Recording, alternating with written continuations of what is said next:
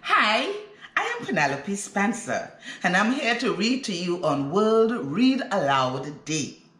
I am reading from the book Cricket in the Road by Michael Anthony. The passage I'm reading, the chapter I'm reading, is called The Girl and the River. There is nobody in all Ottawa who cannot remember the ferry. None save those too young to understand or too old to remember anything at all. For it had been plying the wide river even before the village itself sprang up.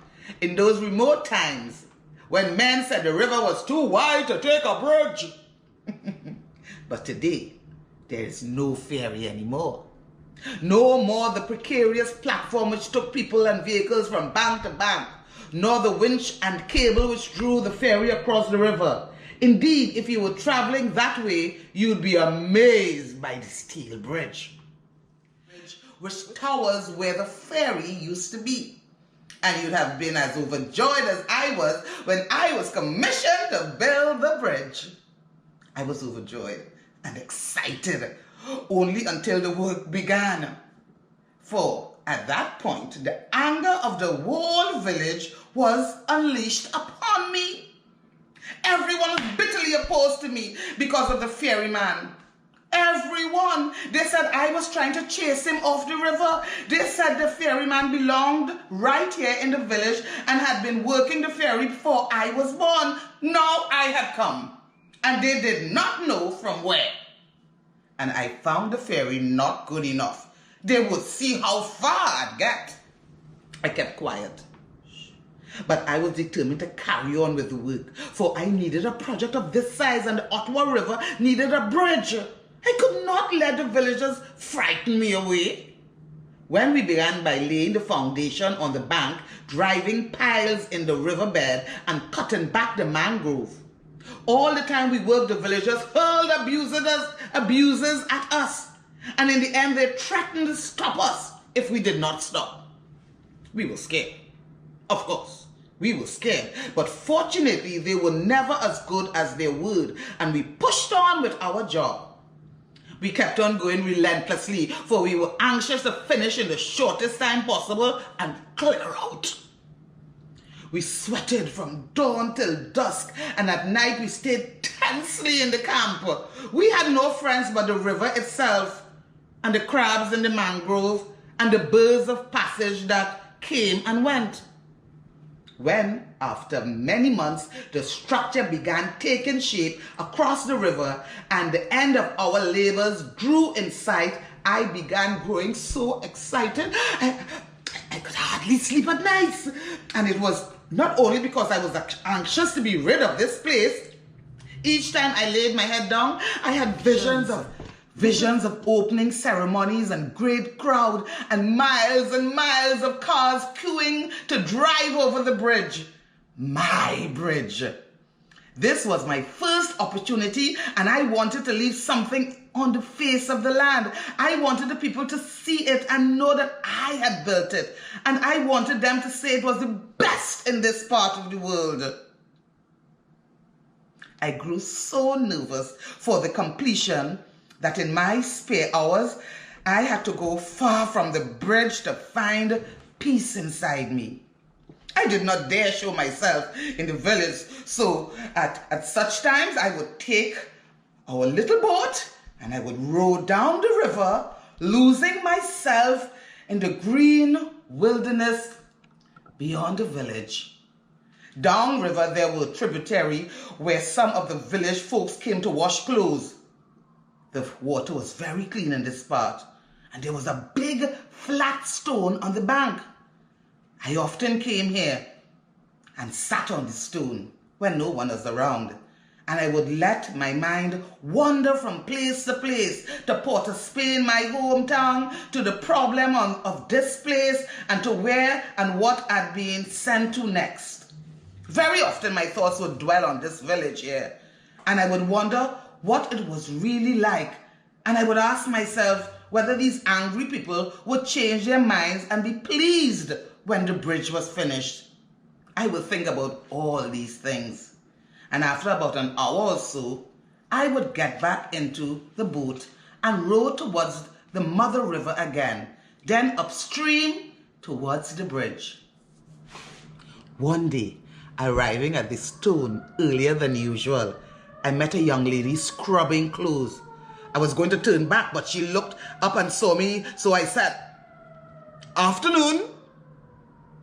"Afternoon, Mr. Dankler." I could not remember seeing the face before, but the young lady knew my name. They were all knew my name in the village, it seemed. "Doing some hard work?" "Yes," she said. She was poorly dressed and she seemed anxious for me to leave, but it was the closest I had got to one of these villagers for a long time, and she seemed a gentle type. I wanted to talk. I was interested to know whether she too thought the bridge was the work of the devil. I said, "The water clean here? That's why we just wash here," she said. This drew my attention to the large heap of clothes she had already washed, but there were still larger heaps waiting to be done. "You could do this all day?" "Might," she said, "but if not, I'll have to come back tomorrow." She paused a little, her hands frothy with soap. She looked at the remaining bundle and she looked around at the vast water stirring around her. I said, "Tide coming in." Yeah, it looks so. It must be getting later. I better finish to go." She resumed washing and I pretended that I did not notice in her words the invitation for me to leave. I would not leave until I had asked her about the bridge. She took up another piece of clothes from the bundle. I looked at the heap. She really seemed to be confronting a heavy task, and I thought that if I could say anything to make it lighter, I would. I looked at her. She was busily washing and not looking at me, but I would see she was conscious of my being there. I said, "You know, I wish I was you. This place so quaint, so quiet. I like this. I like to work in this quietness and peace." She said, "In Ottawa, it have too much quietness and peace." "Too much quietness and peace? But that's what I'm looking for." "I don't mean so," she chuckled. "I mean the place itself, you know? But tell me, you find here too dull? What's the village like?" Well, there's nothing much to do in Ottawa, but I like here." Now I brought the boat right up to the stone as I stepped onto the bank. She said anxiously, "Mr. Dankler." I was quickly back into the boat and about to push off. She couldn't help laughing at me. I said, "It's all right. I don't want you to get in any trouble for me. I have enough myself already." She said, "No, it's not that. It's not that. It wouldn't look good if anybody see you here. You know what people give? And especially..." I know, especially as they want my head in the village. You think I don't know what the position is?" She couldn't stop laughing. Then she said, "Don't think I am against you. I realize you're only doing your job." Well, thank you very much. Thanks a lot. Because nobody else seemed to realize that. She said nothing. I continued. "After all, I'm only a government servant come to build a bridge. I don't want to put anybody out of work." She kept on washing. "Don't worry about that," she said. And after a while she added, "I see you nearly finished. Praise God." I said, feeling relief. She chuckled. "I know how happy you'll be to leave here." I'm not so sure about that. Strange, but this place seems to be growing on me. I like this sort of life, you know, the trees and the rivers and the birds. Somehow, I'm growing to like this wilderness. I said, once the Ottawa people leave me alone, that is. She smiled. She was rinsing out the clothes now. She said quietly, I too. This place growing on me. So you don't belong here then? I was surprised. Well, yes and no. I'm from here, but I spend almost most of my life in Grandie. Sandy Grandie. But since Pa isn't working now, I'm back here helping him out. But you couldn't work in Sandy Grandie and still help him out? She hesitated a little and said, but I want to be here too. He's so depressed. She was looking at the river. And where you work now? Right here. I just looked at her and I could not say anything. Inside I felt shocked.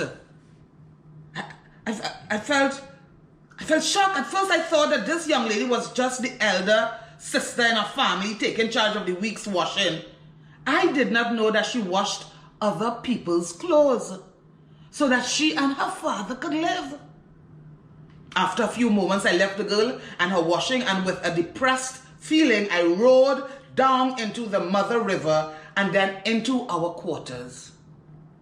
I watched the great structure towering across the river before me, and for once, I did not feel any pride. Why was life so ironical? I thought. Here across the river rose an engineer's dream of success. And yet, on this very river, there was also the distress and even humiliation of a young girl. That night, as I began telling my foreman the story of the girl, I noticed he fell into an unusual silence. What's the matter? You know the girl? No, but that doesn't make any difference.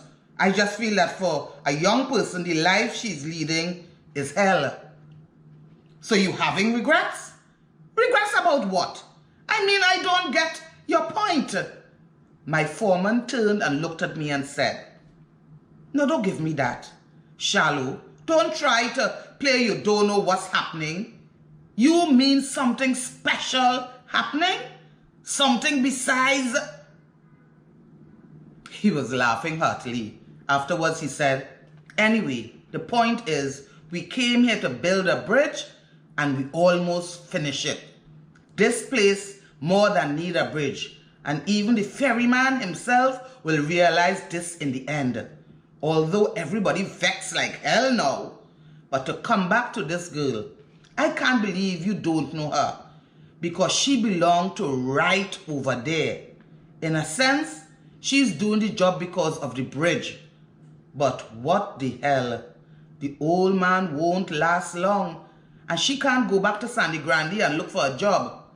Let's face it, the old man couldn't do that job much longer anyway. Just imagine your father, a man about 80, pushing a donkey off a plank across a river. The end.